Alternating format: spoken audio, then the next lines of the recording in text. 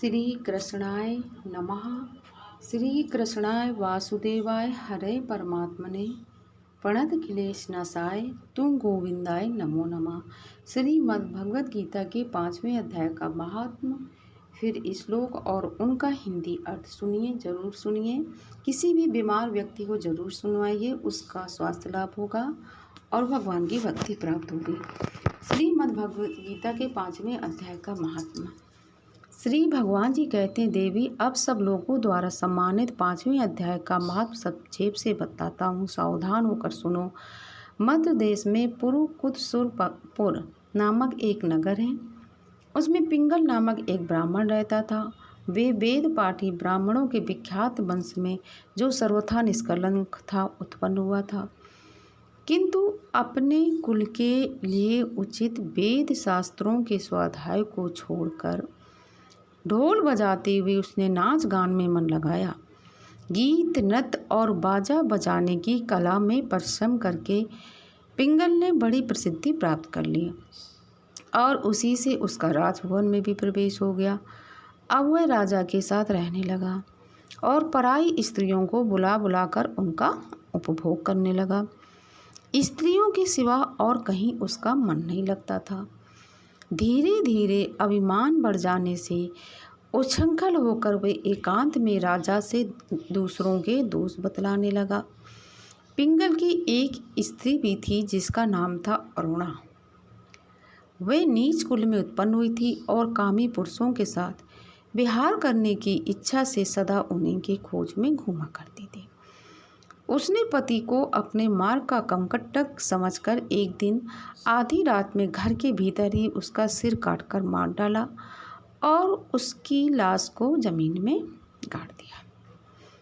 इस प्रकार प्राणों से वियुक्त होने पर वह यमलोक में पहुंचा और भीषण नरकों का उपभोग करके निर्जन वन में गिद्ध हुआ। अरुणा भी भगंदर रोग से अपने सुंदर शरीर को त्याग कर घोर नरक भोगने के पश्चात उसी वन में सुखी हुई। एक दिन वे दाना चुगने की इच्छा से इधर उधर फुदक रही थी। इतने में ही उस गिद्ध ने पूर्व जन्म के बैर का स्मरण करके उसे अपने तीखे नखों से फाड़ डाला। सुखी घायल होकर पानी से भरी हुई मनुष्य की खोपड़ी में गिरी। गिद्ध पुनः उसकी ओर झपटा। इतने में ही जाल फैलाने वाले पहलियों ने उसे भी बाड़ों का निशाना बनाया। उसकी पूर्व जन्म की पत्नी सुकी उस खोपड़ी के जल में डूबकर प्राण त्याग चुकी थी। फिर वह क्रूर पक्षी भी उसी में गिरकर डूब गया। तब यमराज के दूत उन दोनों को यमराज के लोक में ले गए। वहाँ अपने पूर्वकृत पाप कर्म को याद करके दोनों ही भयभीत हो रहे थे। तदंतर यमराज ने जब उनके घृणित कर्मों पर दृष्टिपात किया, तब उन्हें मालूम हुआ कि मृत्यु के समय अकस्मात खोपड़ी के जल में स्नान करने से इन दोनों का पाप नष्ट हो चुका है। तब उन्होंने उन दोनों को मनोवांछित लोक में जाने की आज्ञा दी। ये सुनकर अपने पाप को याद करते हुए वे दोनों बड़े विस्मय में पड़े और पास जाकर धर्मराज के चरणों में प्रणाम करके पूछने लगे, भगवान, हम दोनों ने पूर्व जन्म में अत्यंत घृणित पाप का संचय किया है, फिर हमें मनोवांछित लोकों में भेजने का क्या कारण है, बताइए। यमराज ने कहा, गंगा के किनारे बट नामक एक उत्तम ब्रह्मज्ञानी रहते थे। वे एकांत से भी ममता रहित, शांत, विरक्त और किसी से भी ना द्वेष रखने वाले थे। प्रतिदिन गीता के 5वें अध्याय का जप करना उनका सदा का नियम था। 5वें अध्याय को श्रवण कर लेने पर महापापी पुरुष भी सनातन ब्रह्म का ज्ञान प्राप्त कर लेता है। उसी पुण्य के प्रभाव से शुद्ध चित्त होकर उन्होंने अपने शरीर का परित्याग किया था। गीता के पाठ से जिनका शरीर निर्मल हो गया था, जो आत्मज्ञान प्राप्त कर चुके थे, उन्हीं महात्मा की खोपड़ी का जल पाकर तुम दोनों पवित्र हो गए हो, अतः अब तुम दोनों मनोवांछित लोगों को जाओ, क्योंकि गीता के 5वें अध्याय के महात्म से तुम दोनों शुद्ध हो गए हो। श्री भगवान जी कहते हैं, सबके प्रति समान भाव रखने वाले धर्मराज के द्वारा इस प्रकार समझाए जाने पर वे दोनों बहुत प्रसन्न हुए और विमान पर बैठकर वैकुंठ धाम को चले गए। ऐसी ही हमारी श्रीमद् भागवत गीता जी की महिमा, इसका पठन पाठन श्रवण हम लोगों को नित्य प्रति करना चाहिए। अब ओम श्री परमात्मे नमः। अथ पंचमो अध्याय श्रीमद् भगवत गीता के श्लोक। अर्जुन उवाच। अर्जुन जी श्री कृष्ण भगवान जी से कहते हैं, सत्याशम कर्मणाम कृष्ण पुनर्योगम च संससि यच्छे एतयोरेकम तन्मे ब्रूहि सुनिश्चितम।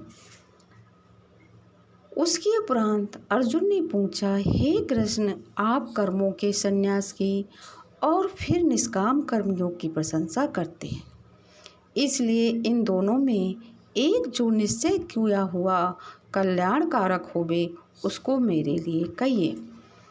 श्री भगवान वाच। सत्यासा कर्मयोगस्य निःश्रेयसकराबुभौ तयास्तु कर्म संन्यासात्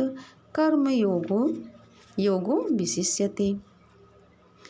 इस प्रकार अर्जुन के पूछने पर श्री कृष्ण महाराज बोले, हे अर्जुन, कर्मों का संन्यास अर्थात मन, इंद्रियों और शरीर द्वारा होने वाले संपूर्ण कर्मों में कर्तापन का त्याग और निष्काम कर्म योग अर्थात समस्त बुद्धि से भगवद अर्थ कर्मों का करना, ये दोनों ही परम कल्याण के करने वाले हैं। परंतु उन दोनों में भी कर्मों के संन्यास से निष्काम कर्मयोग साधन में सुगम होने से श्रेष्ठ है। गेया सा नित्य सत्यासी यो न दृष्टि न कांक्षति निर्दंतो ही महाबाहो सुखम बंधात प्रमुच्यते।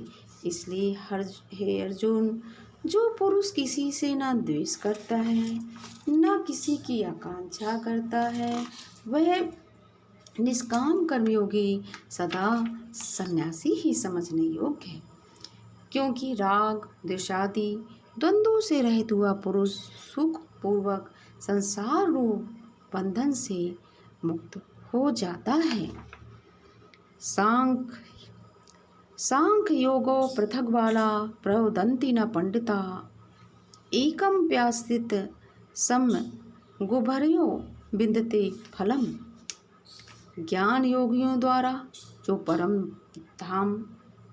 हे अर्जुन, ऊपर कहे हुए संन्यास और निष्काम कर्म योग को मूर्ख लोग अलग अलग फल वाले कहते हैं, न कि पंडित जन, क्योंकि दोनों में से एक में भी अच्छी प्रकार स्थित हुआ पुरुष दोनों के फल रूप परमात्मा को ही प्राप्त होता है। यद सांख्य प्राप्यते स्थानम तद्दो गैरपि गम्यते एकम सांख्यम च योगम चाया पश्यति सा पश्यति। ज्ञान योगियों द्वारा जो परम धाम प्राप्त किया जाता है, निष्काम कर्म योगियों द्वारा भी वही प्राप्त किया जाता है। इसलिए जो पुरुष ज्ञान योग और निष्काम कर्म योग को फल रूप से एक देखता है, वही यथार्थ देखता है। सत्यासस्तु महाभावो दुःखमाप्तुं योगिता योग युक्तो मुनि ब्रह्मा न चिरेणाधि गच्छति।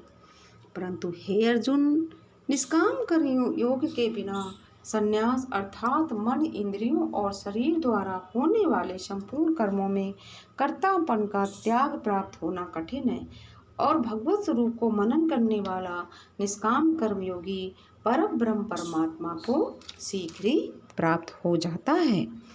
योग युक्तो विशुद्धात्मा विजितात्मा जितेन्द्रियः सर्वभूतात्म भूतात्मा कुर्वत्रपि न लिप्यते। बस में किया हुआ शरीर जिसके ऐसा जितेंद्रिय और विशुद्ध अंतःकरण वाला एवं संपूर्ण प्राणियों के आत्मरूप परमात्मा में एक ही भाव हुआ निष्काम कर्मयोगी कर्म करता हुआ भी लिपायमान नहीं होता है।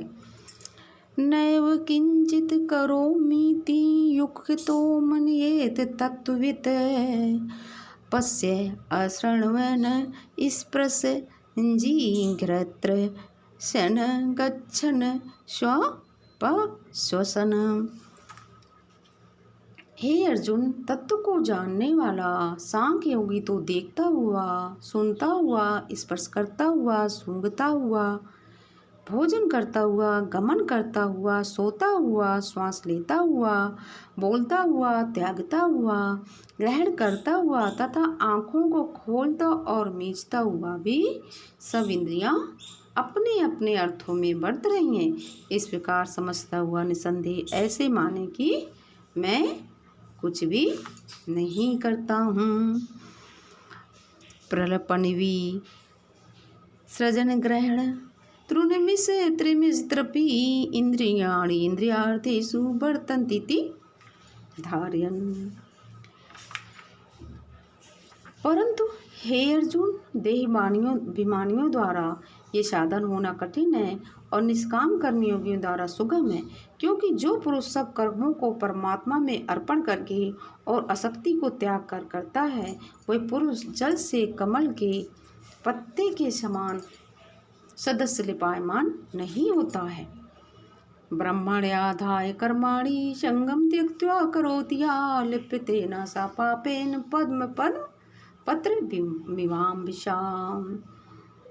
कायेन मनसा बुद्धिया केवलैरिन्द्रियैरपि योगिना कर्म कुर्वन्ति संगम त्यक्त्वा शुद्धये।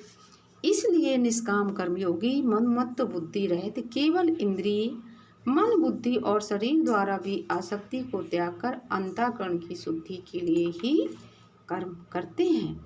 युक्तः कर्म फलम त्यक्त्वा शान्तिमाप्नोति नैष्ठिकीम् अयुक्तः काम कारेण फले सक्तो निबध्यते। इसी से निष्काम कर्मयोगी कर्मों के फल को परमेश्वर के अर्पण करके भगवत प्राप्ति रूप शांति को प्राप्त होता है, और सकामी पुरुष फल में आसक्त हुआ कामना के द्वारा बनता है। इसलिए निष्काम कर्म योग उत्तम है। सर्वकर्माणि मनसा सत्रस्यास्ते सुखम वसी नवे द्वारे पुरे देहि नैव कुरुवत्र कार्यन। हे अर्जुन, बस में अंतःकरण जिसके ऐसा सांख्य योग का आचरण करने वाला पुरुष तो निसंदेह न करता हुआ और न करवाता हुआ 9 द्वारे वाले शरीर रूप घर में सब कर्मों को मन से त्याग कर अर्थात इंद्रियां इंद्रियों के अर्थ में वर्तती हैं, ऐसा मानता हुआ आनंद पूर्वक सच्चिदानंद घन परमात्मा के स्वरूप में स्थित रहता है। न कर्तृत्व न कर्माणि लोकस्य सृजति प्रभो न कर्म फल संयोगम स्वभावस्तु प्रवर्तते। परमेश्वर भी भूत प्राणियों के न कर्तापन को और न कर्मों को तथा न कर्मों के फल के संयोग को वास्तव में रचता है, किंतु परमात्मा के सकाश से प्रकृति ही वर्तती अर्थात ही गुणों में वर्त रहे हैं। न दत्ते कस्यचित् पापम न चैवं सुकृतं विभु अज्ञाने न वृत्तं ज्ञानं तेन मुह्यन्ति जन्तवः। सर्वव्यापी परमात्मा न किसी के पाप कर्म को और न किसी के शुभ कर्म को भी ग्रहण करता है, किंतु माया के द्वारा ज्ञान ढका हुआ है, इससे सब जीव मोहित हो रहे हैं। ज्ञानेन तु तद ज्ञानम येषां नासित मात्मनः तेषामादित्य वज ज्ञानम प्रकाशयति तत्परम। परंतु जिनका वह अंतःकरण अज्ञान आत्मज्ञान द्वारा नाश हो गया है, उनका वह ज्ञान सूर्य के सतत उच्च सच्चिदानंद घन परमात्मा को प्रकाशता है, अर्थात परमात्मा के स्वरूप को साक्षात कराता है। तद्बुद्ध है स्तदात्म मानस्त तृष्टास्त तत्परायणा गच्छन्त पुनरावृत्तिम ज्ञान निर्धूत कल्मषा। हे अर्जुन, तद्रूप है बुद्धि जिनकी तथा तद्रूप है मन जिनका, और उस सच्चिदानंद घन परमात्मा में ही निरंतर एक ही भाव से स्थिति जिनकी, ऐसे तत्परायण पुरुष ज्ञान के द्वारा पाप रहित हुए आप पुनरावृत्ति को अर्थात परम गति को प्राप्त होते हैं। विद्या विनय संपन्ने ब्रह्माणे गवि हस्तिनी सुनी चैव स्वपाके जा पंडिता समदर्शिनाम। ऐसे भी ज्ञानी जन विद्या और विनय युक्त ब्राह्मण में तथा गौ, हाथी, कुत्ते और चंडाल में भी समभाव से देखने वाले ही होते हैं। इहैव तैर्जिता सर्गो ये साम्य स्थितम मनः निर्दोषम ही समम ब्रह्मा तस्माद् ब्रह्माणिते स्थिता। इसलिए जिनका मन समत्व भाव में स्थित है उनके द्वारा इस जीवित अवस्था में संपूर्ण संसार जीत लिया गया है, अर्थात वे जीते हुए ही संसार से मुक्त हैं, क्योंकि सच्चिदानंद घन परमात्मा निर्दोष और सम है। इससे वे सच्चिदानंद घन परमात्मा में ही स्थित हैं।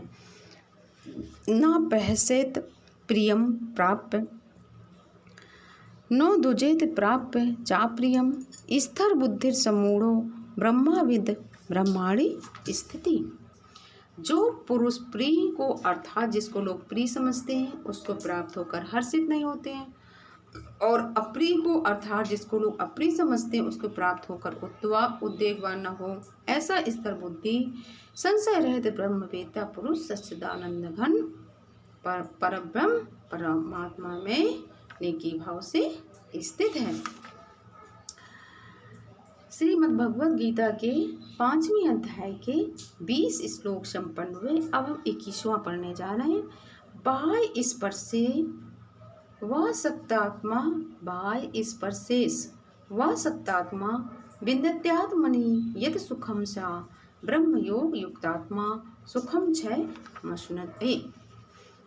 बाहर के विषयों में अर्थात सांसारिक भोगों में आसक्ति रहित अंतःकरण वाला पुरुष अंतःकरण में जो भगवत ध्यान जनित आनंद है उसको प्राप्त होता है, और वह पुरुष सच्चिदानंद घन परब्रह्म परमात्मा रूप योग में एक ही भाव से स्थित हुआ अक्षय आनंद का अनुभव करता है। ये ही संस्पर्शा भोगा दुख एयोनो एवते आदंत वंता कौंते न तेषु रमते बुधा। जो ये इंद्रिय तथा विषयों के संयोग से उत्पन्न होने वाले सब भोग हैं, वे यद्यपि विषयी पुरुषों को सुखरूप भासते हैं तो भी निसंदेह दुख के ही हेतु हैं और आदि अंत वाले अर्थात अनंत हैं। इसलिए हे अर्जुन, बुद्धिमान विवेकी पुरुष उसमें नहीं रमता है। शक्नोति हैव या सोढ़ुम प्राग शरीर विमोचनात् काम क्रोधोद भवम बेगम शाह युक्ता सा सुखी नरा। जो मनुष्य शरीर नाश होने के पहले ही काम और क्रोध से उत्पन्न हुए वेग को सहन करने में समर्थ है, अर्थात काम क्रोध को जिसने सदा के लिए जीत लिया है वह मनुष्य इस लोक में योगी है और वही सुखी भी है। यो अंतः सुखो अंतरा राम स्थिता अंतर तर ज्योतिरेव यः स योगी ब्रह्मा निर्वाणम ब्रह्मभूतो अधिगच्छति। जो पुरुष निश्चय के अंतरात्मा में ही सुख वाला है और आत्मा में ही आराम वाला है तथा जो आत्मा में ही ज्ञान वाला है, ऐसा वह सच्चिदानंद घन परम ब्रह्म परमात्मा के साथ एक ही भाव हुआ सांख्य योगी शांत ब्रह्मा को प्राप्त होता है। लभन्ते ब्रह्मा निर्वाण मृष्या क्षीण कल्मषा छिन्न द्वैधा यतात्माना सर्वभूत हिते रता।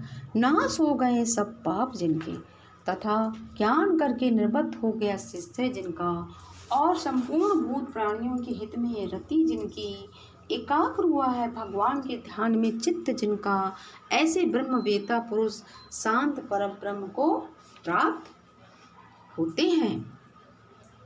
काम क्रोध वियुक्ता नाम यतीनाम यत चेतसाम, अभितो ब्रह्मा निर्वाणम वर्तते विदिता नाम।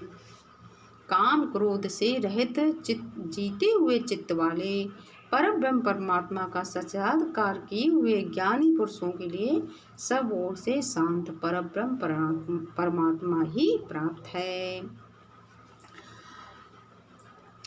स्पर्शान कृत्वा बहिर्बाह्य